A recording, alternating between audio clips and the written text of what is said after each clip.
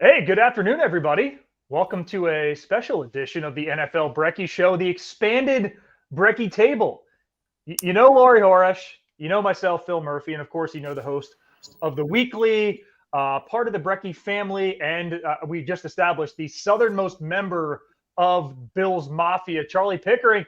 Charlie, welcome to the NFL Brekkie Show. You picked a heck of a week to join us. I sure did. And not only that, but you tailored the start time to the afternoon so it fits in with me as a comedian much better. Way better. But I mean, this is the right time in the NFL season, right? We've gotten through the regular season. It lasted 18 weeks. Laurie, you and I have talked Wildcard. Now we are down to the last 8, which means, if my maths hold, there are only 16 possible Super Bowl pairings. And for the 24 teams who are now out of the Super Bowl race, we can look ahead to next season. We're covering all of it on this Brekkie menu, Laws. I think this time of year, this perfect post-wild card chaos scenario that presents itself, it does cover all 32 teams. It gives us the hope. It gives us the belief that's instilled in perhaps some teams that are ahead of schedule. And equally, it does cast a whole lot of doubt and a whole lot of disappointment. For some teams, they might be feeling flawed. We can get into exactly who. And so that presents us the opportunity to look at both rating the hype and the belief and the hysteria that's surrounding the teams that are still breathing in this season and the teams that are still moving on with their Super Bowl hopes intact. And then take a look at some tough exit interviews for some of the more disappointing teams that made their exit, a week, 2 weeks, ultimately 3-4 weeks earlier than they had planned. And that's all surrounded by ridiculous coaching, a mess of confusion, reports, rumors around some massive market teams. The NFC East may become, I'm going to question some history here. It could be the first team in NFL history, I think, to send 2 teams to the playoffs, to the postseason, and yet also fire 3 coaches all in the same season. Not an entire fact, but it is a fact that would aptly belong to the NFC East of all divisions. So we get to run through all sorts here, and I think then for teams like my Dallas Cowboys, your Denver Broncos, we do inch that little bit closer. More teams enter draft season, and that hope does spring eternal as long as you can make your way through the front office madness that surrounds this particular period in time. Yeah, Law, so take us through your hysteria meter that you've created that all 3 of us can weigh in on it. I'm trying to get a grasp of it. If it's not clear, I've just stepped off a plane from Tampa, the Bucs beating the Eagles in the finale of Super Wildcard weekend, going from 22 Celsius to 22 Fahrenheit here in New England. So my brain's a little slow, Laws. If you could set the table for what we're doing here in this first part of the Brekkie Show today. The first part of the Brekkie Show is we are going to have a look at the 6 winners from Wildcard weekend. We're going to look at their fan bases, the team belief, and really encapsulate where they are and maybe judge how real their hopes and the potential that they feel that they can go on a run here. So I've divided it into 3 tiers. And, being who I am and the tone of the show and where we've kind of been over the 4 or so years that we've been doing this, Phil, naturally, I've borrowed the hype and belief from statements from some of the great football and sports movies that have, colored our 30-odd years on this funny little planet. To start with, there is one team sitting in the, perhaps, I'm not trying to denigrate, but the lowest tier of hype, hysteria, and belief. And that would be the Tampa Bay Buccaneers. And their tier would be borrowing from the replacement, starring, of course, Keanu Reeves. Pain heals, chicks dig scars, glory lasts forever. A team in the replacements full of players making up during strike season. So some players that have been and come and gone, had their dreams cut short, had their hopes and their belief in their career arc dampened at points. And that really does sum up Baker Mayfield quite well. Step up, win a division that most people had looked towards other teams like the Falcons or the Saints ahead of the season. In the shadow of someone like Tom Brady no longer being part of the Buccaneers franchise, winning a playoff game, changing the narrative on someone like Todd Bowles, who was so often forgotten. And whilst I think that they absolutely deserve credit, both Baker Mayfield and Bowles, I think there's almost an apology tour going on right now with people having mea culpas about their careers. I do feel like the hype for them if you're ranking on a scale of 10, it would be around a 4 or something. I don't think they believe they're going to go on a massive run, much like the replacements. They knew they weren't really playing for the end goal. They knew the strike was ending soon and other players were going to come back. They know they're not the main storyline in this season. But nonetheless, the performance that they put on, showing exactly what a team performance looks like on both sides of the ball there against the Eagles, that 32-9 victory. That's where I've got the Bucs. Do you think that's a fair summation of where they exist out of these final 12 teams that exist? Or final 8, I should say. Do you know what? I think that quote, the bones heal, chicks need scars, glory lasts forever. I'm pretty sure Baker Mayfield has that as a tattoo. And if he doesn't, he should. That's been his MO. That was his time at the Browns. That is who he has been. I remember when he subbed in for the Rams and won a game headbutting guys who were wearing helmets on the sideline, and he wasn't. That is Baker Mayfield. And I think that what he's done for that team and the belief that they've had when genuinely no one else had belief in them, I think that absolutely is where they're at. Teams like that are dangerous, though. Like you never know what they've got. Some real playmakers on that team.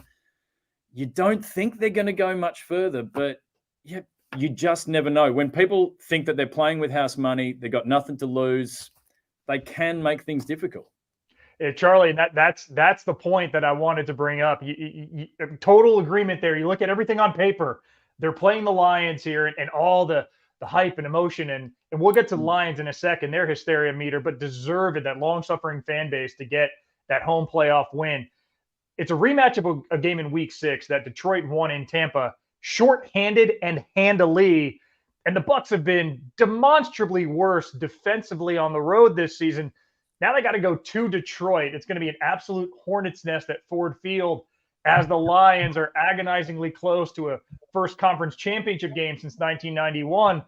Very quietly, the Bucs, if they can upset the apple cart, they'll have the worst win percentage for a team ever in a regular season to reach a last 4. And it's almost like they got him exactly where they want them. Now, I'm heavy on Detroit in this game, but the more we talk about it and the more we presume, like, oh, yeah, let's just pencil in the Lions because everything's setting up in their favor, all the storylines and narratives.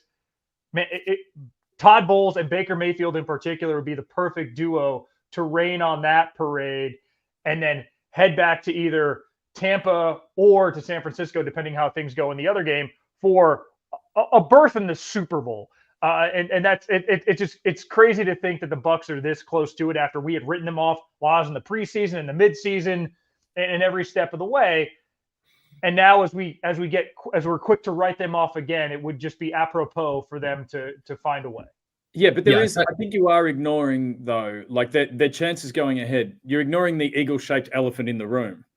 Detroit are a team who have met adversity and figured out how to overcome it. Mm-hmm. And the Eagles, it's like they happened to bump into adversity crossing the street and they didn't know what to do with it. And their season just disappeared. Yeah. And so I think the self-belief of the team they're coming up against is very, very different to the team they faced yesterday. I think when you look at the Buccaneers, and there's going to be some other teams that we talk.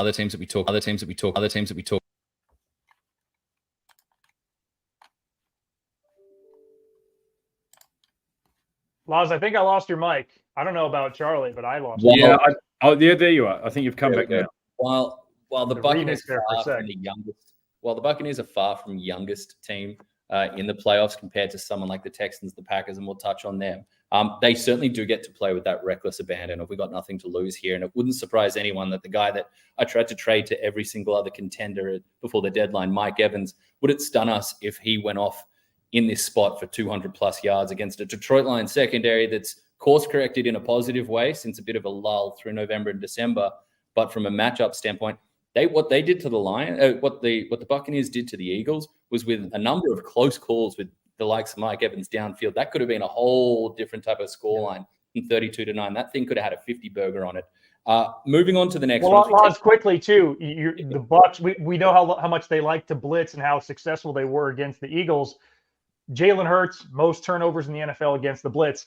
Second on that list is Jared Goff, and the Bucs blitz at the third highest rate in the NFL. So if they do get in those blitz heavy downs, that's the avenue to create turnovers. You want to talk about playing with reckless abandon in that defense. They blitz 41% of snaps for the season. Only the Giants and Vikings go at a higher rate. So kind of the game within the game to watch there in those 3rd and long situations. What does Tampa do and how does Detroit respond could determine if an upset's in the cards.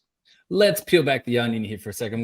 We're gonna move on to another team in a sec, but let's just say on the sidelines of that contest, Phil Murphy was there for the Buccaneers and Eagles game, and Phil was WhatsApping me during the show. Every 3rd down, every 3rd down, every 2nd and long, and every 3rd down, he's letting me know, what was lining up, whether the blitz was coming, and then we all saw the results of those plays. And the times that the Eagles actually hit a downfield shot to Devontae Smith, it happened to be when they only sent 4 rushes. Yeah. So the word is out. Yeah. It is, look, it's the meme and it's the image and it's the GIF that's been doing rounds on social media, and I am absolutely guilty of that. It is Coach Yost. Well, we're really going into the movies here. It is Coach Yost from Remember the Titans. You blitz all night. The word is out on what you do against the Eagles. Anyway, let's move on to a team that is still in this thing. We're going to go up a level of tier. This is Let's Be Heroes. This is plucky James Vanderbeek, aka John Moxon in Varsity Blues, stepping up in lieu of possibly the most handsome quarterback to ever exist in movie history, Lance Harbour, played by the late, great Paul Walker.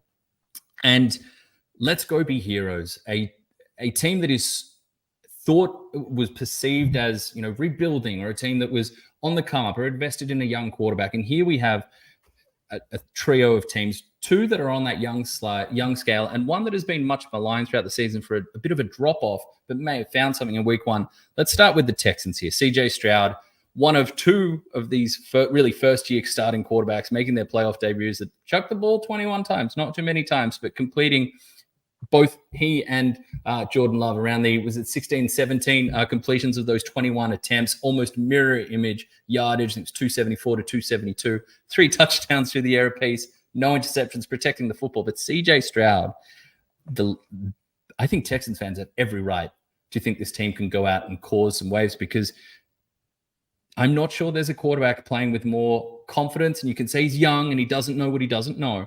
But the way that CJ Stroud is attacking downfield, the detail that he's playing with already at this point of his career, listening to people like Zaire Franklin, Colts linebacker, talk about CJ Stroud and him doing things on the field, manipulating people with his eyes, using shoulder shrugs, elements of the quarterback position that we expect in year 6, year 7, year 8. The fact that Stroud has come in this quickly. No, they don't have Tank Dell. It was tough to see him, an explosive young rookie, another rookie receiver, to go down with injury. But what we're seeing with Nico Collins, with Dalton Schultz, the fact that Devin Singletary's career has been revived there, and Devin Singletary running behind an offensive line that's been up and down and had pieces coming in and out and having 2-3 yards before contact per rush. I think Texans fans have every reason to feel like we can be heroes. Yes, it's up against the MVP. Yes, it's up against the presumptive MVP. Yes, it's up against, in my opinion, the most complete roster top to bottom in the NFL, in the Baltimore Ravens. But this team has caught fire in a way, and it's on both sides of the ball. Defense doesn't got a lot of hype, but they absolutely fall into this. They're no longer plucky and happy to be here. They know that their ceiling competes with a whole lot of other teams on the AFC. It's a quarterback gauntlet over there. It's not what the NFC is. But that Texans team has the chance to, let's take it back decades upon decades. Let's take it back to the Marino times and how he launched into the league. They have that capacity to upset anybody if they're going to play with that ceiling on both sides of the ball. Yeah, and I think if you looked at, I don't know if you guys saw D'Amico Ryans gather himself in the hallway before he went in and addressed the team after the game. And he leaned up against the wall, and you could see him draw a deep breath. And you could tell that he was taking in what they'd achieved in that game. But I think deep down he was saying to himself, all right, let's go be heroes. He was figuring out how to get that young team to not be like, this is our mountaintop, but to get them say, we can go in and get it done. And you're right, CJ Stroud, he doesn't have everything that an experienced quarterback has. Mm-hmm. And you said, he doesn't know what he doesn't know, but what he doesn't know can't hurt him, it turns out, this season. And it's a scheme that's working to his strengths and lets him go and have that confidence. there's a team belief in what he's doing that gives him that confidence. People are making plays for him and they believe in him. And you know what? Coming up against, they're the Ravens and they're terrifying and they embarrassed, most teams they came up against this season. But they've had a bit of time off. Mm-hmm. The Texans are coming. They're flying in. They've still got energy. They're young. And I think they are dangerous. And I do think they believe. Their hype is saying that they can be heroes. I would not want to be playing them this week. Yeah, that said, I hope Bills are playing them in Buffalo the week after. I do hope that. Well, for a number of reasons, I understand why you'd hope that. But the most intimidating thing you would think for C.J. Stroud would be last week when he's looking over the line of scrimmage and he sees Myles Garrett across from him. And this isn't to diminish all that the Ravens are defensively. I mean, they led the NFL in points per game allowed, takeaways, and sacks. No defense has led the NFL in all three since the merger. It is very much a team effort. They have great individual players at every level of defense, but Myles Garrett's a defensive player of the year caliber guy, and C.J. Stroud didn't blink. And he had a couple throws, Laz, I know it's blasphemous, I know. He had a couple throws that they looked Mahomesian, where just his balance wasn't perfect. He was thrown off the wrong foot, and just the touch, the location, all of those things, it was just, mature beyond his years. And it's why he's going to win Rookie of the Year and why Texans fans are so excited. And who knew back in week 1 when Houston and C.J. Stroud making his first career start trotted up into Baltimore, they lost by 16 or so. Lamar Jackson didn't have a great day. Who knew that was going to be a divisional round preview, an ESPN Monday Night Football game on Sunday morning? But it is funny that C.J. Stroud has now developed this, he's playing without fear. He's mature. He now has as many career playoff wins as Lamar Jackson has. Lamar Jackson 1-3 in his playoff career, and he hasn't played great in a number of those games. And funnily enough, many of those at home. So you feel as we get closer to kickoff, I can feel the pressure growing and just mounting on the Baltimore side, the expectation that they're going to beat this team by 10 points or so. But man, the more you start to dissect, I don't question how C.J. Stroud's going to perform. My question is how does Houston defensively handle the play action of Baltimore, which is so efficient? And Houston bottom 3 in the NFL in QBR allowed, completion percentage allowed, and yards per attempt allowed against play action. And of course, we know Harbaugh has a great track record against rookie quarterbacks. Coach Harbaugh of the Ravens, 25-7 against rookie QBs. Only Bill Belichick has more wins in his career, regular or postseason. 55% completion percentage allowed. I don't think the Texans are going to fall into that. I'm past the point where I think C.J. Stroud is going to have a bad day. It's will the Ravens be able to put up the 27 to 30 points they need to get a win at home? There's one reverse angle of the Dalton Schultz touchdown that really captured the confidence that C.J. Stroud is playing with. And it's a little tough to see, and you need to go back. It's basically the end zone shot where you see Dalton Schultz running towards you and bobbling the ball as he brings in that perfectly placed pass. But you look at the release of C.J. Stroud when he throws that ball, and it is every bit the jump shot release. It is that he holds the pose, and he must have known when that thing left his hand, it must have felt perfect, because that is the body positioning, the body language. That is the finishing hold. I've referenced this man before, but like when Tiger Woods did the club twirl after he absolutely ripped one in his prime, that's the kind of energy that you felt coming off that throw. Look, if we're talking CJ Stroud and their performance and the Texans' performance and his performance in his playoff debut in Wildcard weekend, obviously there's a parallel running out of Green Bay. And what we saw from Jordan Love, what we saw from Matt LaFleur, what we saw from, let's give the defense and Joe Barry some props here, a game plan that completely befuddled, confused Mike McCarthy, Dak Prescott, CeeDee Lamb, the rest of the Cowboys outfit. An absolute shellacking. Yes, it says 48-32 towards the end. That thing was 27-zip, and that's the score that really matters. This thing was over early. Packers fans, I think when you spoke to them and the promise that CJ Stroud showed, the promise that Jordan Love showed over the past, particularly the past 6, 7, 8 weeks, it had them believing, oh my God, we're going to go into our third or fourth decade straight of franchise quarterback play. but they still had their reservations about the defensive side of things. As their belief builds and they say, let's go be heroes, and they've got a young receiving core and the tight ends in Kraft and Musgrave now healthy, Musgrave covered by absolutely no one on his deep touchdown run. I joked that I was the closest man in coverage for the Cowboys, and I wasn't in the stadium. I wasn't even on the same day. It was Monday here, Sunday there.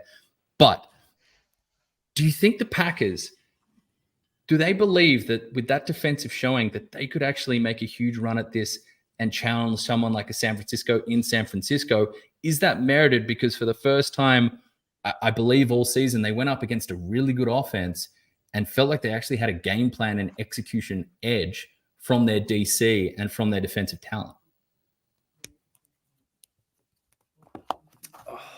I'm not entirely sure. I mean, like, I appreciate that the Cowboys won 8-0 at home, but I also saw various defenses absolutely take them apart through the season.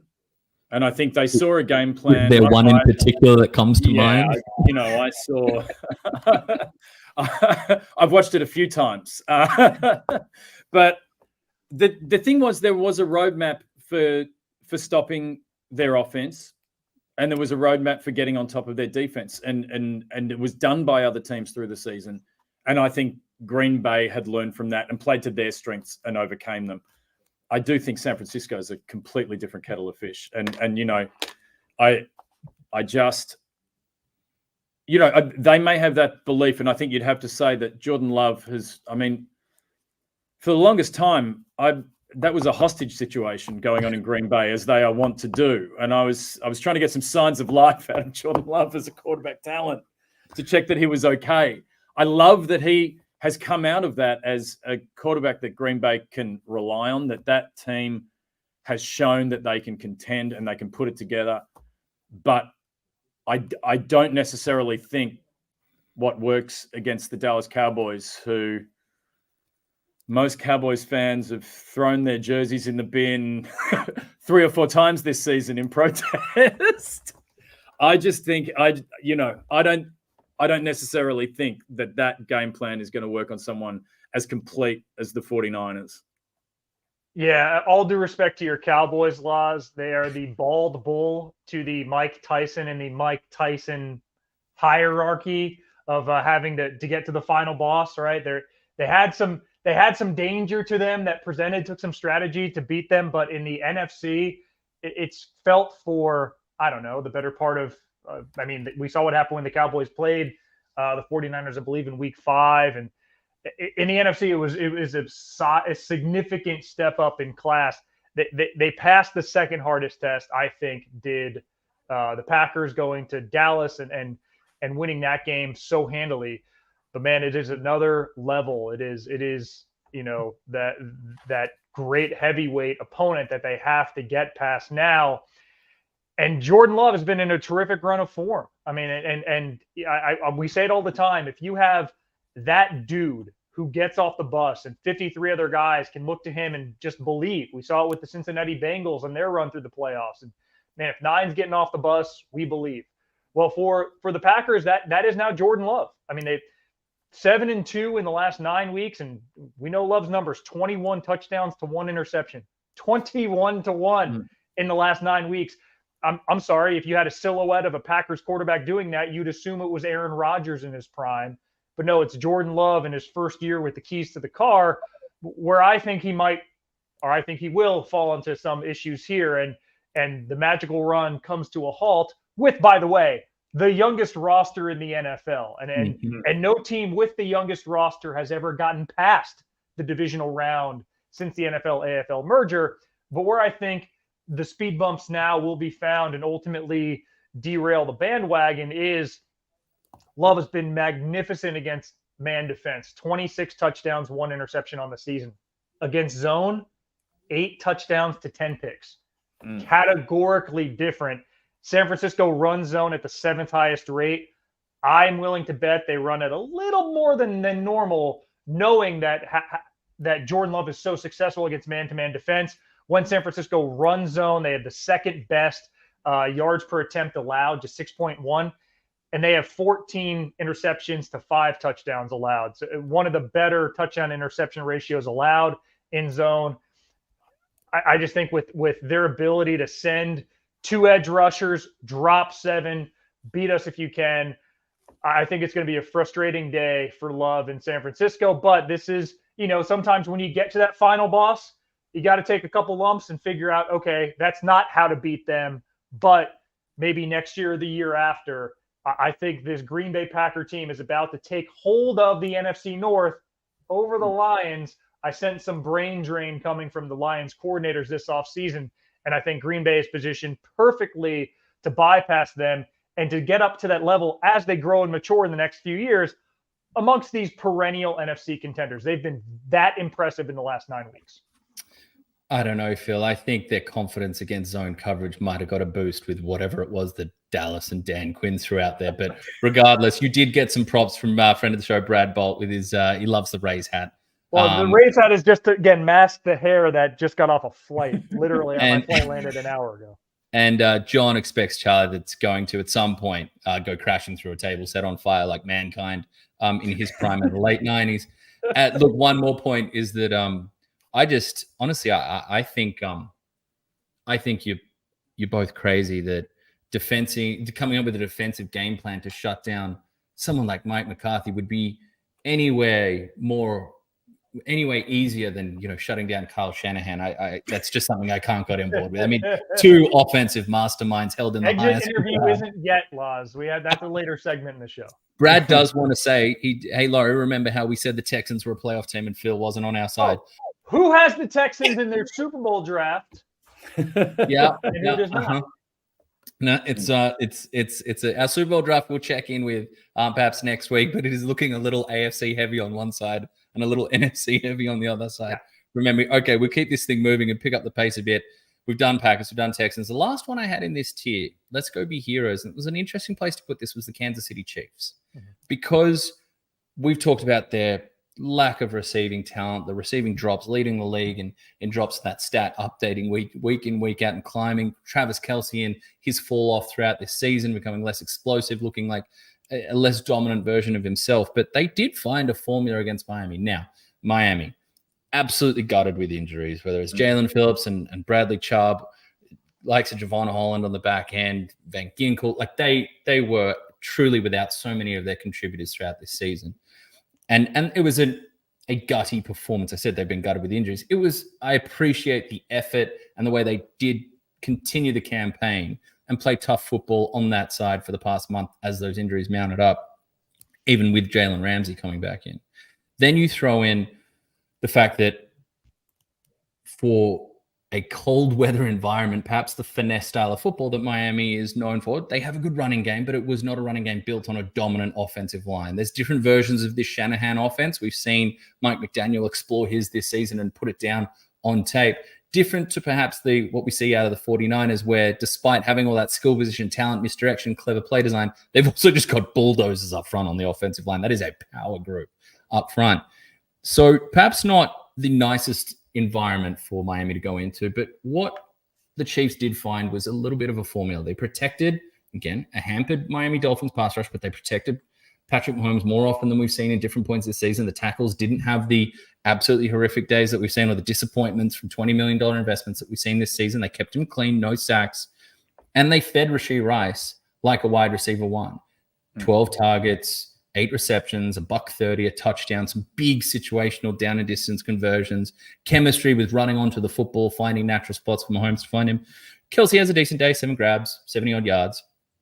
Enough from the running game, although Isaiah Pacheco in the cold, I mean, he really was that meme of him just running through a brick wall. That's how you know Isaiah Pacheco just picked up 5 yards in the first quarter. A lot of plays like that, but they did find a solid, if not spectacular, formula when you pair it with a good defense. And one of the guys that jumped out to me this weekend, Nick Bolton, playing like defensive MVP tier football at the linebacker spot. He was everywhere. He clearly reveled playing in that cold. He's from Mizzou, so I'm sure there's a bit of weather that he dealt with during his time in college. Have the Chiefs, do they have enough belief to say, look, everybody counted us out. We're the Chiefs. We're the defending champions. We got possibly the greatest quarterback of all time on our roster. We've got Andy Reid, a future Hall of Famer, one of the great offensive minds of football. And what's going on in defense, do they have merit enough to believe? I'll throw it to you first, Phil, Do they have enough belief, and is there enough substance behind it that they can turn this thing around and make a run, starting with a visit to somebody's favorite team in Buffalo for a familiar meeting with the Bills? Yeah, and as great as the Bills have been in Western New York this year, so much has been made of Patrick Mahomes' first playoff road game. This is his 16th career playoff start, and the first that's in a true road environment. I don't consider playing Tampa Bay in a Super Bowl in Tampa a true road environment, because I was there and 2/3 of the people in the stands were silhouettes. Remember, that was only like 20,000 people were allowed into that Super Bowl. Much of it corporate. It was not a road environment. Patrick Mahomes, in his career, 38-11 on the road. I mean, you start going through the stats in this matchup and how great Allen and Mahomes have been against each other. Josh Allen gets a bad rap for losing the 2 playoff meetings against Mahomes. He was magnificent. It's just Patrick Mahomes was on another level, and Kansas City's defense, it made some timely plays or some clock management edges that went Kansas City's way. Not going to relive that. But the strength versus strength here, I don't think it's when Patrick Mahomes and that offense is on the field. I think for Kansas City, the strength versus strength is when their defense is on the field. And I think not that secretly, Kansas City kind of wants that nasty Lake Erie effect weather in Buffalo. If it's windy and gross and it becomes a line of scrimmage type game, I'm going to trust Chris Jones and Nick Bolton and and Trent McDuffie and what those guys have done over if it's a call. Oh, we have lost throwing downfield and stretching out the field and those sorts of things. So, yeah, I think of all the times that Kansas City is going to have a road game, is this a time to start doubting them? I don't think just yet, but it doesn't. Listen, if it's Kansas City's down 6, Mahomes has the ball, 2 minutes left. Part of me is going to say, I've seen this horror movie before. This feels like, Freddie versus Jason or Jason, whatever. Like, it kind of feels like the end is inevitable. But over the course of 60 minutes, who's going to have to perform? Kansas City's shown they can do it if their offense is only getting 20 to 23 points, if their defense is the Super Bowl caliber defense they've looked like for much of this season. That's why I have hope in Kansas City. It's a completely different recipe and avenue that's gotten them to this point, Charlie. But that for me, if I were a Bills fan, that's what would worry me is this defense making plays. Yeah, I agree with that. I mean, the Kansas City defense has been terrifying for the entire season. They've been intimidating everyone they've come up against. Even when we got over the top of them, it was hard. Like that was hard work overcoming that defense. It's interesting. Buffalo's carrying a whole bunch of injuries. They're all on the defensive side. That's the only thing that makes me feel good about the Kansas City defense is there's no one injured on our offense. At this stage, we've got a full roster. And so I think that gives us a chance to do well with them. I think that's one place where the home field advantage can work for Buffalo. They are good at getting off to a fast start at home. I don't think that's going to be easy against Kansas City, but their slow starts have been elsewhere this year. They've been fast when they started at home. You have a look, they were 21-0 up against Pittsburgh very quickly. I do have to say, as a Bills fan, though, finally getting to host them in Buffalo, why did they have to choose the wildcard round to start making some passes? They actually started to connect and get a passing game operating, and that was infuriating to watch from my point of view. But getting back to where this all started, about the Kansas City Chiefs having belief. Of course they do. It's the Kansas City Chiefs. Have you ever seen them not believe in what they're doing? Have you ever seen them doubt that they can achieve what they set out to do? I haven't seen it. I am still being treated for PTSD from the 13 seconds divisional. I'm losing sleep this week. I'm not comforted by the fact that it's in Buffalo much at all. And so, I think they will have belief. I think we are in for, a pretty special game again. I do think, though, the times that Kansas City beat us in those heartbreakers before, Tyreek Hill was on the field. They don't get over us in 13 seconds without Tyreek Hill. Obviously, Travis Kelce was essential, but it was Tyreek Hill's speed that beat us.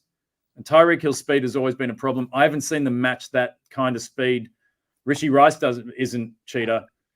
And so I think this one has the potential to be really close. I still believe, obviously, but if I was the Kansas City Chiefs, I'd believe just as much. Yeah. Yeah. Where I would have confidence as a Bills fan is that the drops have been a story for Kansas City, and those didn't go away. I mean, we are not talking about it because they dominated Kansas City so much. Travis Kelce couldn't catch a cold in that minus 30 Celsius or whatever it was with the wind chill. I mean, ball's hitting him right in the hands. And there was even a point Patrick Mahomes just looked at him exasperated. Like, you're going to the Hall of Fame. These are routine 5-yard out routes. It can't get any easier. It wasn't like when they were out, it wasn't even like cutting in where he has to worry about a hit. And as much as Josh Allen has a bad rap for turnovers, Patrick Mahomes has 14 picks this year. Some of those not his fault because they're going right through various receivers' hands, MVS and Sky Moore and down the line. But turnovers are going to be a story. I know. The Bills are 7-1 this season when they win the turnover margin. And if I'm saying, okay, which offense is more likely to gift a turnover? It's Kansas City gifting a turnover to Buffalo. And if you give Buffalo the plus turnover margin this year, Law's 7-1, I take those odds 10 times out of 10. Yeah, the Bills defense has been very good at taking the ball away this year themselves. You saw it against Pittsburgh, just being tougher laying a tackle. They were getting the ball. They lead the league, 30 takeaways. Yeah. And also, I mean, Travis Kelce, the big worry I have with Buffalo is over the middle, where our linebacker core, we are, Terrell Bernard, I'd be surprised. He's got a high ankle, and I'd be surprised he makes it back in time. We're at 4th and 5th string linebackers. Our corners are at 4th and 5th string. Klein, pulled out of vacation to come play. Yeah. He diverted the Winnebago from the Florida Keys up to Buffalo. But the thing is, if Kansas City Chiefs, if you like this time last season, if you'd said the Kansas City Chiefs have to beat Buffalo over the middle, it's Travis Kelce. And this season, his form suggests that their biggest threat over the middle of the field isn't the threat that he has been in the past. And he has done very well against Buffalo in the middle, in the playoffs before. I'm less scared of that this time around. All right. Well, I'm very conscious of the time. So we're going to get to our top teams here and in that top tier of hype. And I think stepping back from the X's and O's and the injuries and where we're at, I think it's a natural segue to touch on the Bills here, who do find themselves in the we going to the ship tier of hype, hysteria, and belief right now. The 2 seed hosting a divisional round game against a familiar foe. So just stepping away from all the minutiae of it for a minute, Charlie, the perfect person to ask, where is the Bills hype? How does it feel? Does it feel real? Does it feel scared? Does it feel anxious? Where is the Bills collective hype, hysteria, and belief right now ahead of this very familiar, all too familiar meeting? It's the Buffalo Bills. It's anxious. What are you talking about? Like, where, I don't know if you've been across social media, but everyone's talking about making sacrifices to the pit. The new Bills Stadium is being dug. We're calling for human sacrifices so we don't anger the football gods. Yeah, the team has a self-belief. You don't sit at 6-6 and everyone write you off, hit pieces in the press about your coach. Everyone's saying your quarterback, who, let's be honest, has near MVP stats, but all anyone can talk about is the turnovers. All this narrative that Stephon Diggs, one of the best receivers in the league, can't get a catch. There's a belief within the room and that team that they can do it. You don't win 5 on the way home and the wild card the way they did if you don't believe. And I do think that mentally they've been playing for their life every week. They're comfortable doing it again. That's what's going on. But when you talk about we're going to the ship, I'm not saying that because I'm not going to be the one that curses the Bills again when the window is closing, when we have our chance. Absolutely not. That's why, I think I made a bet with someone that I would break a table if we made the divisional. And I'm now too superstitious to really follow through with that. I feel that, yes, this team can do it. The injuries concern me deeply. So many injuries on defense, and a defense that's done such a great job to close out games on the way home this season. But yeah, the team's allowed to believe. I'm just going to sit quietly and slowly pull my hair out and bite my fingernails until that game is finished.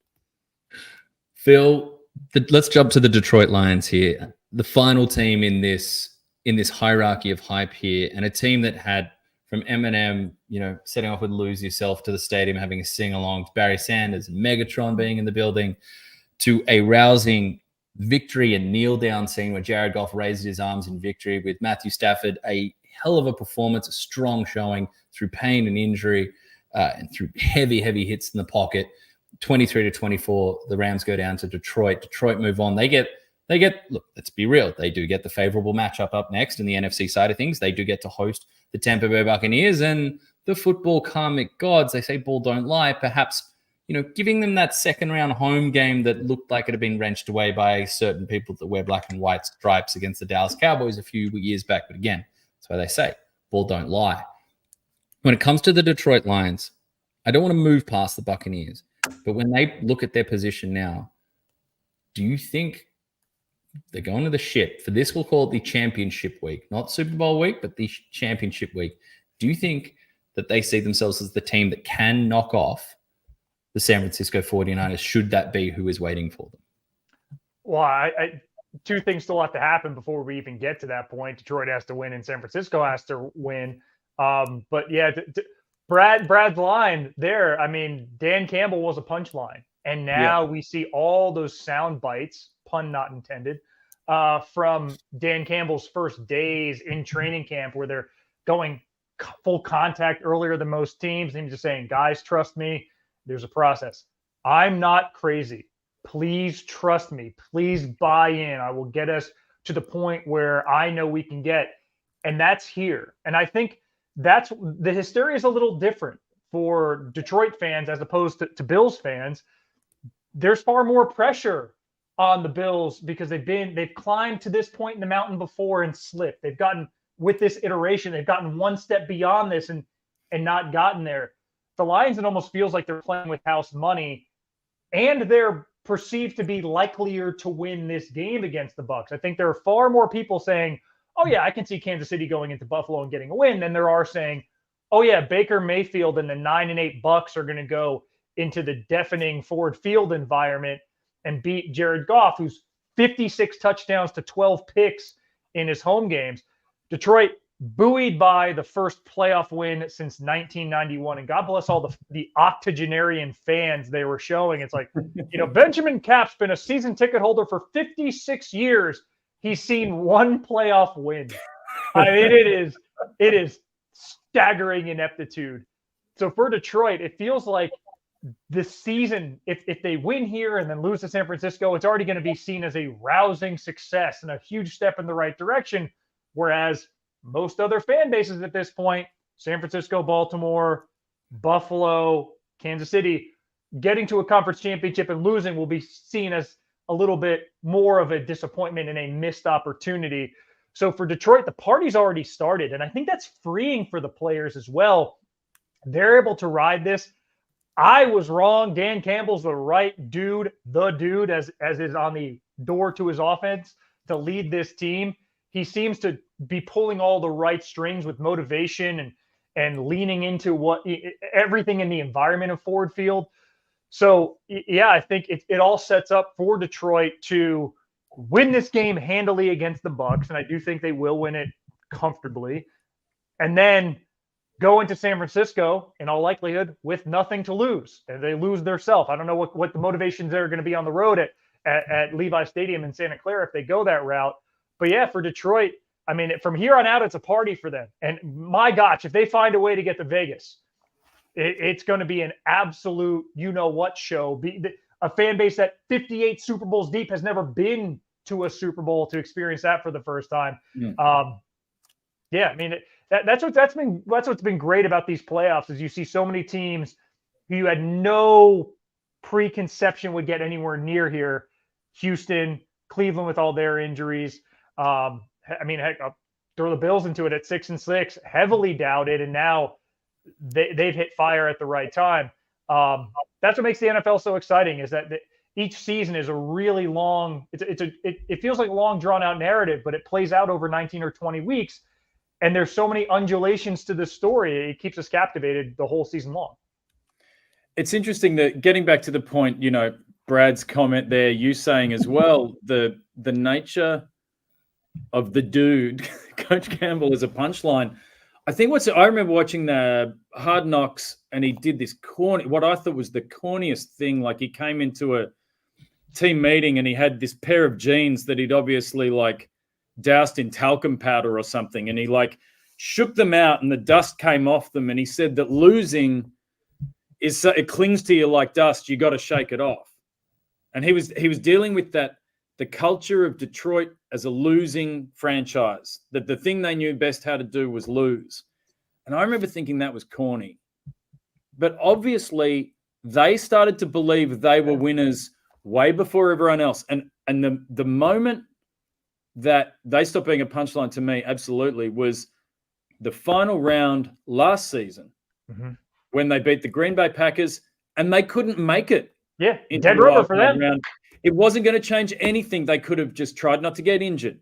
They could have just had some fun and thrown some hero ball. But they wanted to beat Green Bay, and they wanted to say, no, we are winners. We are not losers. We don't give up before it's over. And that was the moment I believed in them and what they were doing and their outfit and how far they'd come. But they've got that belief. They do think they can do it. And, that they might not, you're right, have the expectations of a Buffalo or a Baltimore or other teams that are expected to make the Super Bowl. But they believe they can. And I think that makes them dangerous to pretty much anyone they come up against. Beware a team that has authentic motivation and connection from a walk-around head coach. And someone that, from those early grabs is going to get labeled, a meathead or, a jock with the kind of some of the verbiage you use. But beware someone that has that authentic connection, that's made that emotional resonance be felt within the team. And but he does need to adjust his coffee consumption. That's the thing that worries me. What is it? 4 shots of espresso, and he takes a 64-ounce coffee and then puts 4 more shots of espresso in it.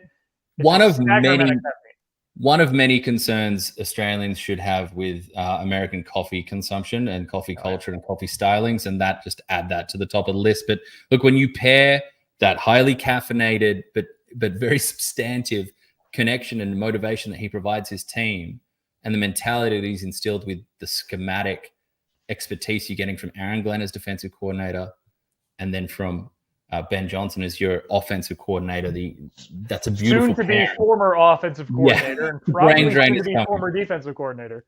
All right, we have spent way too much time on the hype and rating the hysteria, but that tends to happen on the show. So we're going to swiftly move on. These are going to be swift exit interviews. We're going to focus on a couple of teams here that massively disappointed, and the headliners off the top are the 2 NFC East teams, the Dallas Cowboys and the Philadelphia Eagles.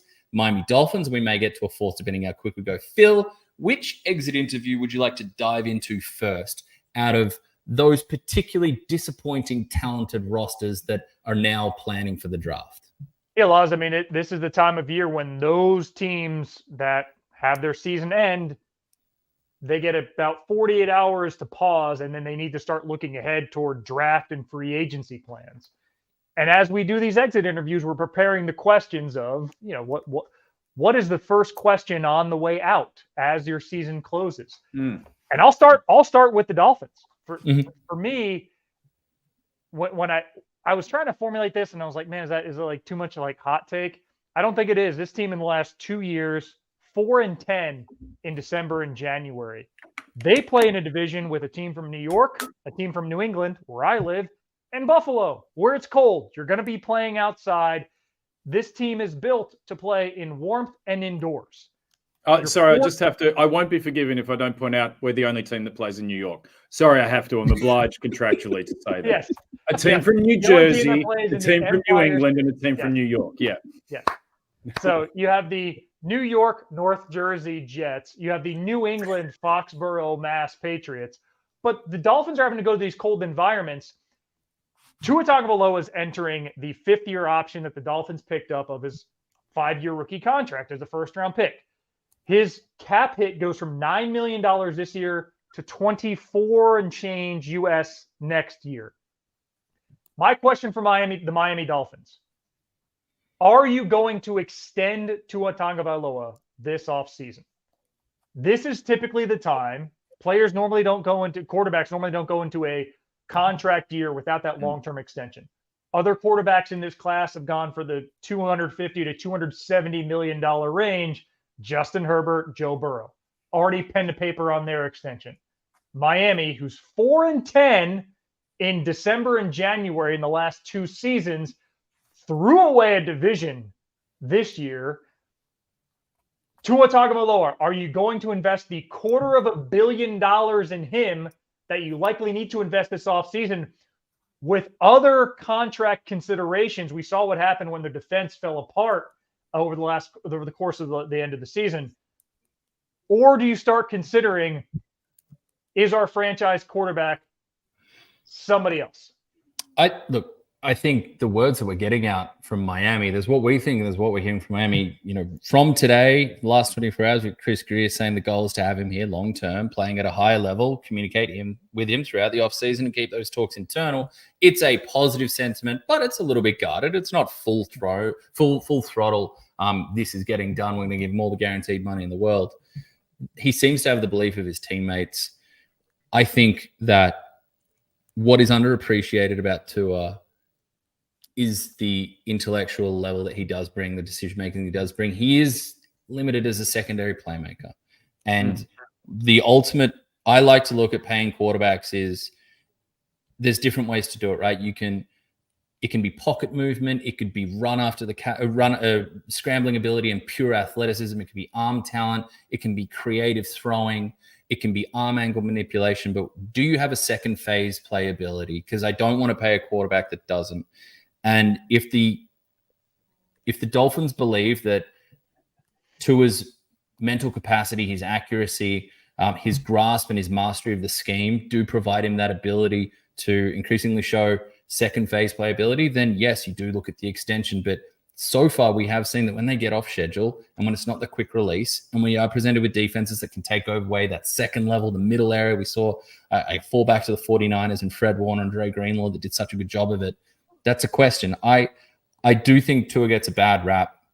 I don't think that team entirely, that offense was set up to succeed in those scenarios. And it sounds like they're leaning towards giving the extension, but my part of the exit interview was, if that is what comes out of the exit interview, yeah, we're gonna extend to, we're gonna keep him around. It needs to come with the caveat of beef up that front. Do not let this be a finesse offensive line. Do not, like we mentioned before, just because you're schematically clever and misdirection and all sorts of and players in different roles and different alignments and using leverage, just because you're a smart team doesn't mean you can't be bullies. And I mean that in a positive sense. You can't be bullies up front. Because we saw there's multiple snaps. We saw some of the hits being delivered. Trent McDuffie, what he laid, flying up and hitting Tyreek Hill. You saw the L'Jarius Sneed.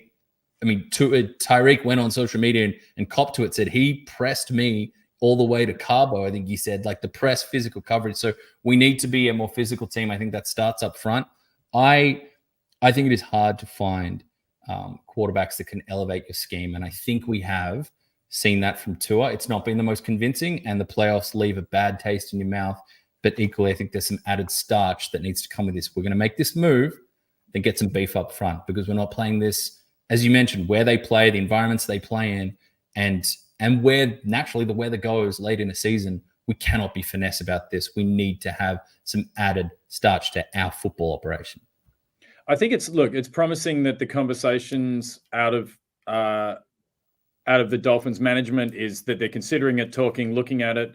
That's much better than it was last year, which is he's taking judo lessons. I think that's a big improvement in where they see the quarterback. But I tell you what, if you experience the Miami Dolphins the way I do via the hashtag FinsUp, the FinsUp hashtag on Twitter, the Fins fans don't want Tua. Yeah. Like, they've seen it. They've seen this year, and they are not convinced that he has that second gear. Like you're saying, that second read what to do when the play breaks down. Who's the most important player on that offense? I think you'd have to say it's Tyreek Hill. Mm-hmm. And I think it's funny, if you talk about using your potential windows opening and closing, I'd be far more concerned about getting the most out of Tyreek Hill as a speed machine on those second and third movements as play breaks down. What else can he create? Do you have a quarterback that can hit him?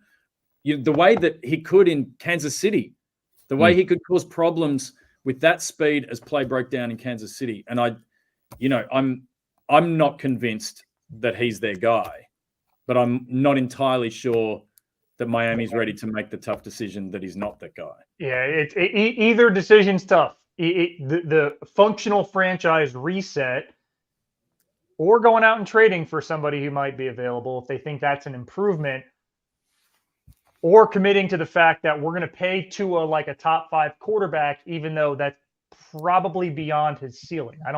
I don't see him being a top 5 quarterback in the NFL with the guys we have. I see him being top 10, maybe back into top 10 at best. And overpaying for that position, you got to get lucky elsewhere. It's that tough decision that a lot of these teams face, where fringe Pro Bowl quarterback isn't necessarily transcendent like a Mahomes or an Allen or one of those guys, but very hard to replace.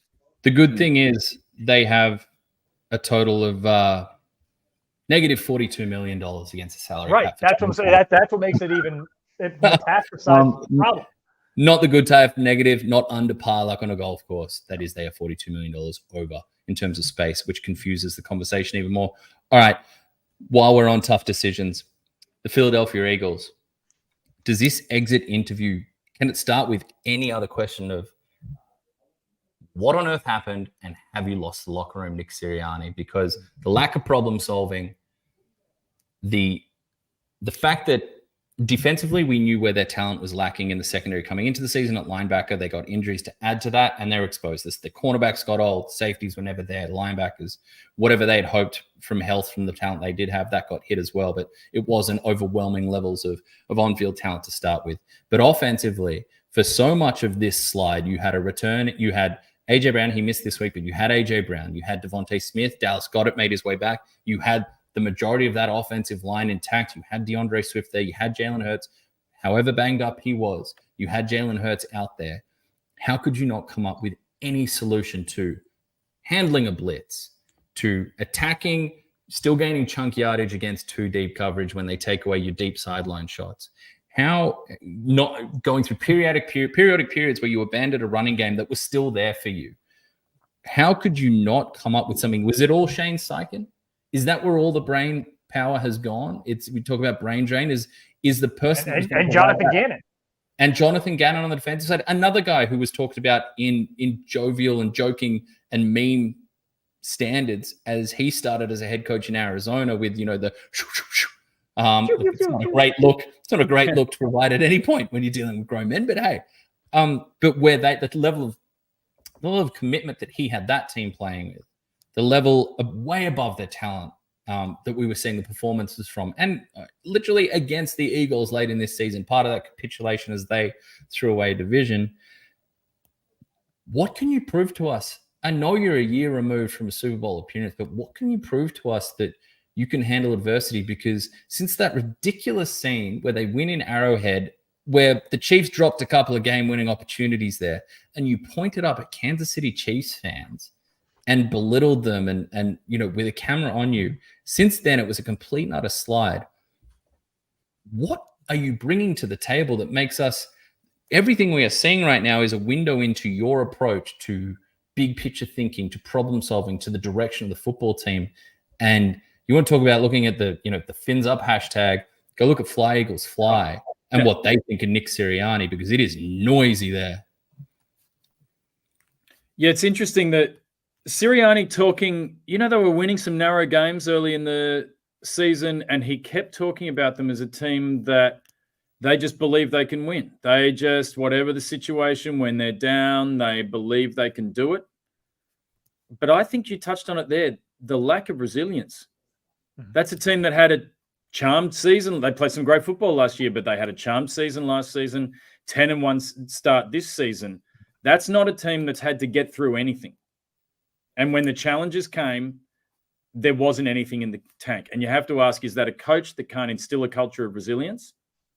Or is it just they needed the experience of eating an SHIT sandwich, as they went along, that some teams just need to do that to figure out that they ain't all that they've got a lot to learn, and they have to be able to overcome things when it's not going well, because they folded like a cheap suit on the run home, and whatever came their way, they just didn't have it inside them. And you can break it down to play, but I think it's one of those things. Maybe I'm too much of a fan on the sidelines, but belief is really important. And I don't think, had that belief when things got hard. Yeah.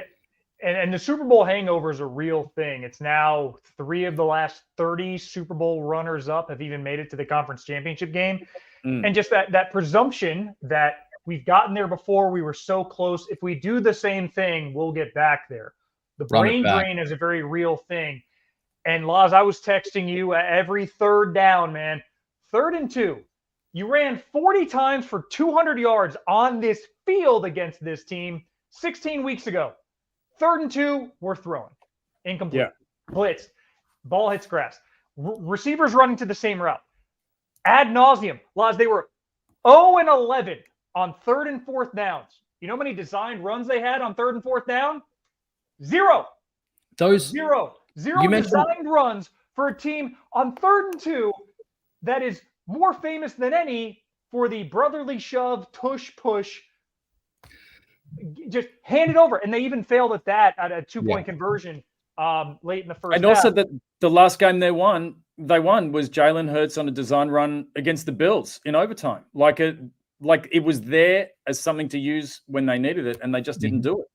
And you look, and now we're getting the all-22 vision of the route tree. And yeah, no A.J. Brown, but you got receivers running to the same area of the field, and it just felt like the easiest game for the Bucs to defend. And that's where my question in the exit interview is, okay, of coach and both OCs, how many are coming back? And I think at most it's 1. And if the right person picks up the phone and calls Philadelphia, Belichick or Harbaugh, it might not be any of the 3. Honestly, I think you look at this, sometimes you look at what does the rest of the division want us to do, and let's do the opposite. And I think the rest of the division is very happy if Nick Sirianni returns in 2024. I will say, Charlie, you might remember this from your time in high school in Australia, but watching those route patterns and the all-22 and seeing how close those receivers were occupying the same parts of the field for the Eagles made me think of the 30-centimeter rule. And that the teachers in my high school would have been spewing seeing that much close contact amongst classmates. We used to have teachers running around the hall saying, hey, you 2 students, little separation there, 30-centimeter rule. The 30-centimeter rule was thrown out the door, or the whatever inch rule it would be in the States, Phil, but it was thrown out, completely thrown out of the classroom when it came to those Eagles route patterns yesterday. Okay, one more. We are running so late. One more, and we can't get out of here without doing this. The Dallas Cowboys, who capitulated in grand circumstances, who, to borrow a quote, they are who we thought they were. They are exactly who the critics and the people who enjoy piling on the Cowboys are the people who are just looking at them season after season. A team with a whole lot of style, a whole lot of regular season substance, but once again fails to turn up prepared with the right mentality, with the right schematic matchups to handle an opposition. Jordan Love had a field day. Even when they pressured him, the secondary was wide open. Whatever Dan Quinn's concept was to run zone here, man here, to bring pressure looks here. The Green Bay Packers had an answer to everything. But when we start with this exit interview, we start with Mike McCarthy and the one question: what exactly do you do here? Because it sure isn't having this team primed and ready for a massive home playoff game in a season with outside of the 49ers, an NFC that had opened up quite nicely for a run. So, Phil, what exactly does Mike McCarthy do here, and should he really be doing it anymore? So the exit interview question is for me, because I thought I was the one. We were the ones asking the questions. Oh no, okay. You guys Phil, you turn it to me. I'm happy to answer the questions here. I mean, I don't know what else the question can be, because from a personnel standpoint, yeah, you lost your CB1 early in the season for the season. They got all pro caliber play from a different cornerback. So even like the issues this team had, I mean, Buzz, how can you have a level of satisfaction with 12 wins season after season? You're winning the regular season. It's not transitioning to the playoffs, and that is not the standard in Dallas. That might work elsewhere. And in an offseason in which there are a lot of good coaching names available, I touched on Belichick and Harbaugh. You start going down some really sexy coordinators. Ben Johnson in Detroit, Aaron Glenn in Detroit. Brian Flores is probably getting a job somewhere. Bobby Slowick, people. Bobby Slowick, yeah, for Houston. He's still got work to do for Houston. So there are a lot of good names available. The bar for holding on to your job, what do we have? 7 vacancies at the moment. I guess one filled in D'Amico Ryan, or sorry, not D'Amico Ryan's up in New England, Gerard Mayo. Yep. But yeah, Alaz, I don't think we're done with the coaching carousel, and I do think it more likely than not, the Cowboys have to change something. They can't look at Dak Prescott's play this season and say you're the problem. I think it's ultimately going to be McCarthy. Yeah, I think the one question to ask in the exit interview is, where do you want us to send the final check? Is that the right question? I've gotten that email before. Yeah, I mean, it's hard to not. You have a look at the ways that they have struggled in playoffs in previous years. It felt like a coaching problem. And you have a look at the way that they struggled in the wildcard this year. It feels like a coaching problem. It feels like problem. Yeah, and I do kind of think that they need that kind of culture coach. I don't think it's Belichick. I think Belichick and Jerry Jones in the same building it's like a dog and a cat in a bag. I don't think it's going to go well. But I not everyone can rule the world. But I do feel like a culture coach is what, like that kind of, Tomlin has said he's staying at Pittsburgh, but that kind of coach that doesn't accept excuses, that doesn't that instills a culture that they never stop, that they never give up, that nothing is too hard, that when they get smacked in the mouth, it doesn't bother them. And you have a look, the games they lost this year, they got smacked in the mouth early, and the look in their eyes, the whole team, you could tell that they were shook and they weren't coming back. And that's a coaching and culture thing. They've got so much talent on the field. So much on both sides of the ball. It has to be clean out your desk. Look, he was brought in, Mike McCarthy, as a replacement for Jason Garrett with his Super Bowl ring and his credentials as a Super Bowl winning head coach to take the next step, quoting American Pie, a movie that has not aged particularly well, but take the next step. It's been 4 years. Yes, they've won 12 games in each regular season the past 3 seasons, and that hasn't been done before. There are also some Hall of Fame head coaches that weren't playing in 17 or even 16-game regular seasons. So let's just put a little asterisk on that one. But ultimately, you haven't met the brief. You haven't taken the next step. And once again, you turn up flat to a do-or-die playoff game. This time at home, this time against a defense that had been absolutely pieced apart by many, many, many lesser offenses than you this season. And once again, Dak Prescott is absolutely not absolved here. And Dan Quinn is just as much in, Dan Quinn has almost half a dozen head coaching interviews. The noise around Dallas is they don't even want him back as, fans and local media don't want him back as defensive coordinator next year after the way the defense slid off to the end of the season. But so much of this comes back to that mentality, that lack of intensity that you do see from these Mike McCarthy teams in these massive moments.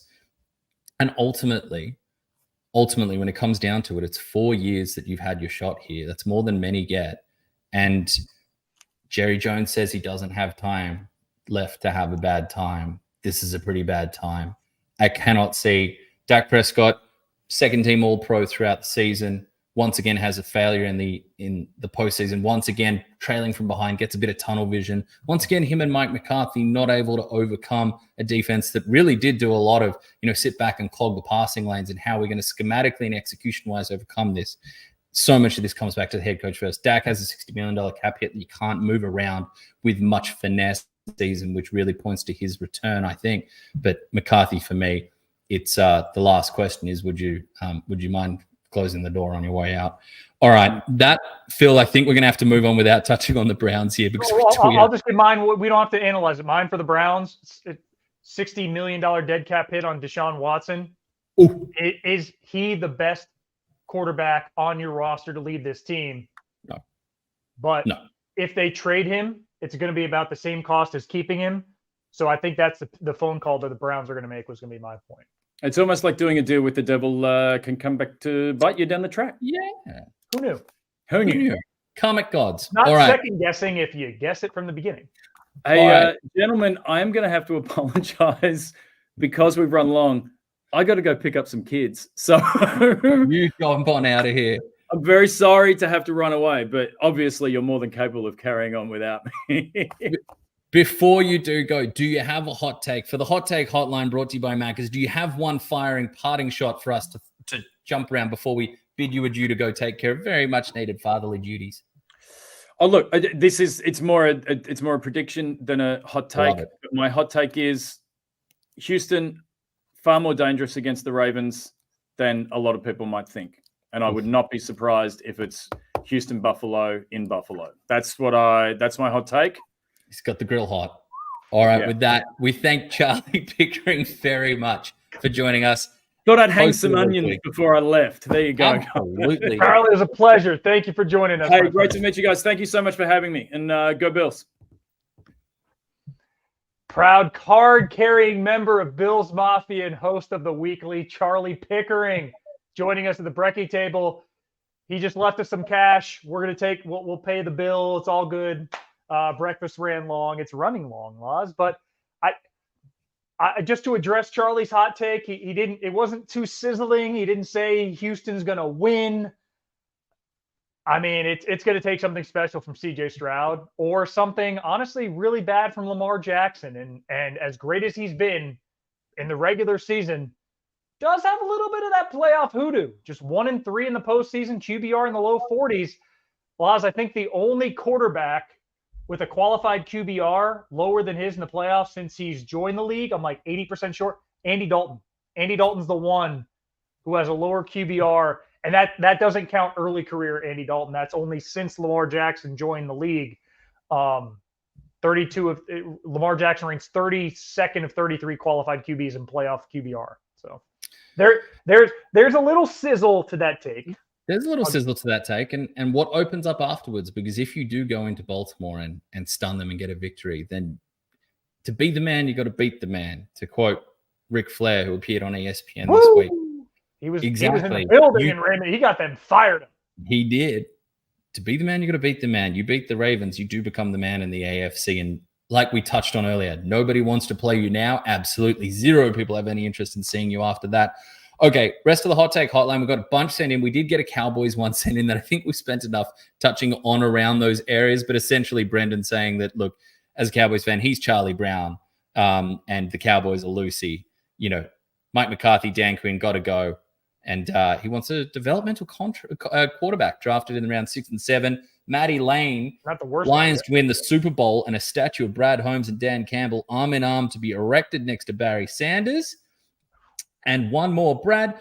This is an educated take rather than a hot take hotline. He says next year the Packers will be talked about as NFC Championship contenders with the 49ers and Lions. No 100%. Doubt. Absolutely no doubt. If you could place a wager now on NFC North champion next year, put it on Green Bay. I like what Detroit's doing. I love them in the game this weekend. They are going to lose both their coordinators in the offseason. And that it's the reality of it. And Green Bay is on the ascendancy. And finally, one we'll dive into just a little bit on the Hot Take Hotline. Kieran, I think the Patriots hiring Gerard Mayo is a massive mistake. The organization was in desperate need for something different. I think he'll last 2 years tops.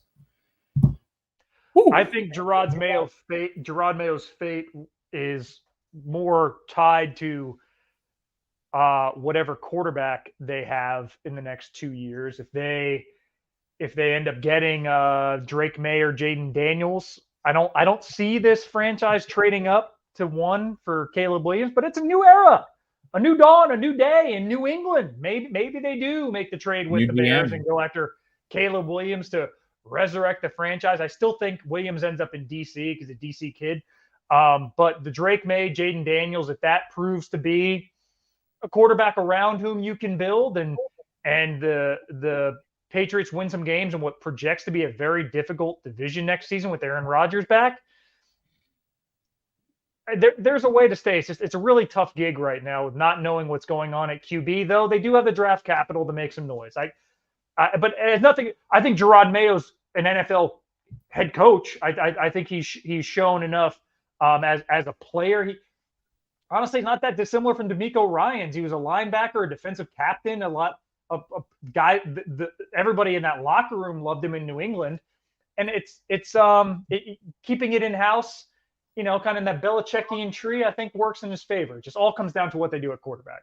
I think despite obviously the relationship taking a different turn between Robert Kraft and Bill Belichick, they live in amicable terms, but obviously we've seen a bunch of reporting about what has gone on in that chemistry between those two and Brady when he was there as well.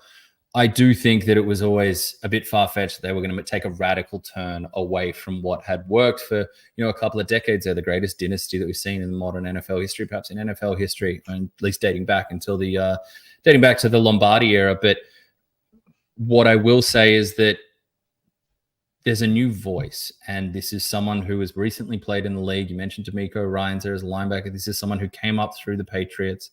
There's someone who has played their entire career there and has been a coach there. He's been a coach, if you're looking for promise, on the right side of the ball to be a coach in New England in terms of performance. The defense has not been a consistent problem there. It'd be far more concerning if this was coming from the offensive side. But you mentioned quarterback. For me, it's coordinator as well. Who do we see as the offensive mind that is injected into this? Because we've seen what happens with, I mentioned Steichen again, or what's going on with Slowick down in the Texans. We've seen the benefit of having a Ben Johnson up at Detroit, but having a really, really current, progressive, aggressive, clever schematic mind can have there. If you're not going to have that in head coaching, the enemy. And if you're not going to have a head coach that does that, like a LaFleur coming in or a Mike McDaniel, Kyle Shanahan, then identifying that and bringing that into the building as a first-time head coach is absolutely paramount. Okay, before we move on, we do have the Texans from Vince. Texans need a hot start. Always tough playing the Ravens with the lack of possessions you get. We'll need to keep an eye on Texans report too. That defense seems banged up. He's throwing that in there. And hot take from John Roberts. Not sure it's that hot, but Todd Bowles doesn't get enough credit. We said that already. No, he does not get enough credit. What a weird team, though. It's like 8-8 with Jameis Winston, 8-9 with Tom Brady, 9-8 with Baker Mayfield. And I like this one from Vince. Mike McCarthy, modern day Marvin Lewis. Look, there's a whole lot there in terms of their playoff records, obviously. Oh, is that a wallaby? What is that? What is that? It could be a bear. I'm not sure. Vince, let us know. What's the avatar? All right, that is the Hot Take Hotline, Phil. This is a marathon show. We've gone Hot Take Hotline. We've handed out grades. We've held exit interviews. Like, it's a massive week. And no, it's like the 1:36 a.m. where you are. It also means 1:36 a.m. I think where Adam Schefter is right now. And you could still, I'm still looking at my phone thinking, we could get a bomb. Did he tweet something? What are you saying? It could be a Shefty bomb at any point throughout this one. But let's move on to close this one out. It's been a minute because of the schedule, but it is time to bring it back. It's time to once again step into the Velodrome, the Thunderdome that is popular demand, brought to you by Tab, where we throw some props down. Phil, you have the current scoreboard there. Do you have where it's sitting as we enter our first playoff picks going into the divisional round? It is. On the season, we are up 4.38 units. I have a slim lead over you, my friend. I'm plus 205. You are plus 133. We're both in the positive. My math was terrible. We're plus 3.38 units collectively, but I haven't taken a math class since year 12. So that's where we're at. But Laz, you know where we're going with our picks this week? We're going to the moon, baby. That was not planned. It's 1:36 in the morning. But Laz, I think we each have a pick, one tip from each of the 4 games this weekend, right? That's what we've decided. So I will start with Houston in Baltimore. First game of the weekend, opening the divisional round. We saw this in week 1. And what did we see in week 1, Laws? Mark Andrews sidelined with a quad injury. Zay Flowers, his first professional game, targeted 10 times, 9 catches, 78 yards. Now, Mark Andrews back at practice today, limited participant. Coach John Harbaugh was less than fully committed to Andrews returning this week. I think Baltimore errs on the side of caution, knowing that the mountain gets steeper as they go. And the real challenge for Baltimore, all due respect to Houston, begins next week, likely at home definitely at home, against the winner of Buffalo and Kansas City. I think they err on the side of caution again. Mark Andrews doesn't play. I think Zay Flowers has a similar role. Over 50 receiving yards. Our friends at Tab are offering that at $1.80. All right, I'm going to take over to the match that we just spent some time talking about with Charlie. The Buffalo Bills up against the Kansas City Chiefs, this time in Buffalo. Forecast, obviously cold, but forecast for wind. So do we see some of the air come out of the ball, particularly with the way Buffalo have been able to run the rock lately? And I'm not going to go towards James Cook here. I am going to go to one Josh Allen and his rushing attempts. I have Allen at 10 or more rushing attempts. It's currently at $2.05 on Tab. I think we do see, look, in a game with a whole bunch of emotion, revenge, as well as talent out there, and as well as a huge prize on the line to advance there to the championship game in the AFC, I don't think we see Josh Allen back away from this contest. And I do think, despite that he has the arm, those two quarterbacks certainly have the arm to pierce the wind. But I think in this instance, in those frigid conditions and against a team, and we've seen it before, against a team that will send heat after you, that will try and move him, that will send blitzes. This is what the Chiefs do, this is what Spags does. They send pressure after him and force him to take it on the move. I think considering some of the adverse weather conditions, we can see Josh Allen tucking it. He's had plenty of rushing attempts of late. They played already this season. He did have 10 on the number rushing attempts in that one against the Chiefs last time. I see it again.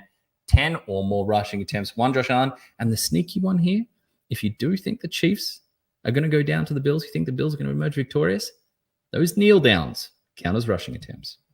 Yeah, Laz, I know all too well because last time these teams played, I had Josh Allen over 33.5 rush yards. He was at 35. You know what he did? Kneel down. And 2 knees to turn my over into an under and a loss. But I for what it's worth, I'm backing the Chiefs on the money line at $2.25 in that game. I didn't want to say that with Charlie around because, we just met. It's getting late, Phil. What's your last pick?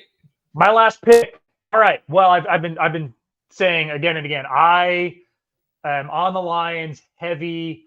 Saw the Bucs in person. I wasn't terribly impressed with their team.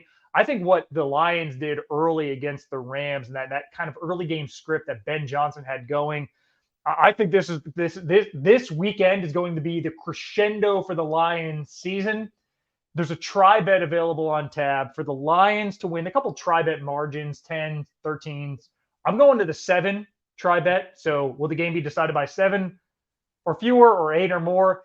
Give me the Lions 8+ prop at $2.10, getting plus money for a Motown beatdown. Give me that. Lions try bet to win by 8 or more, $2.10. Detroit versus everybody. On the NFC North side of things, having a look at the Green Bay Packers taking on the San Francisco 49ers in Santa Clara.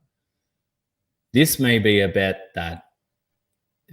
prop tip that is colored by my recent past, that has the visions of Aaron Jones running in for touchdown after touchdown after touchdown after touchdown running through my head. But I do think at times this season with San Francisco and their very imposing defense, you have been able to get the ball going on the ground. And I was very impressed with the running game that we saw behind that offensive line, the way it's cooked up from LaFleur, the different way they can attack from different formations to different sides. It's so versatile, so clever, so well put together with Aaron Jones. Aaron Jones coming off a couple of century games in a row now. His number is 85.5 yards rushing. That is his over-under. And 75.5 yards rushing. Apologies, misspoke. 85 sounded high.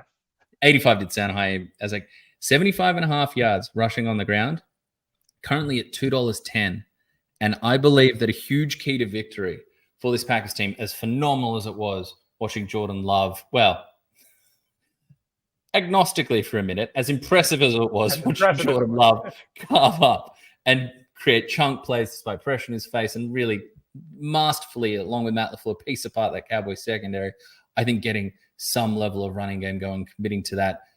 Aaron Jones also has the ability to break this off in one single play. He has that game-breaking ability. So I'm going Aaron Jones for the Packers over 75.5 rushing yards on the day. And I'm turning towards just a line, a scheme, and an amount of talent in Mr. Jones to get this thing done. Well, we have one tip from each game. One more question for you. You have to ask yourself, what are you really gambling with? For free and confidential support, call 1-800-858-858 or visit gamblinghelponline.org.au. Well, Oz, that'll do it for a mid-Arvo, early Arvo, late Arvo. It's late. It's late.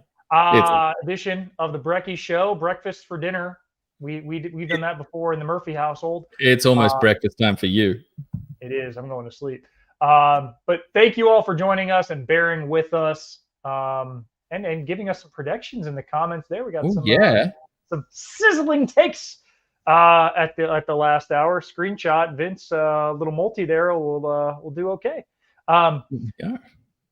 But yeah, thank you for joining us, NFL Brekkie Show. Keep it on ESPN all weekend for the quartet of games coverage before, during, and after on ESPN, Oz, and Zed socials. That's my good friend Laurie Horesh. My name's Phil Murphy. You're the best for joining us. We'll see you next time.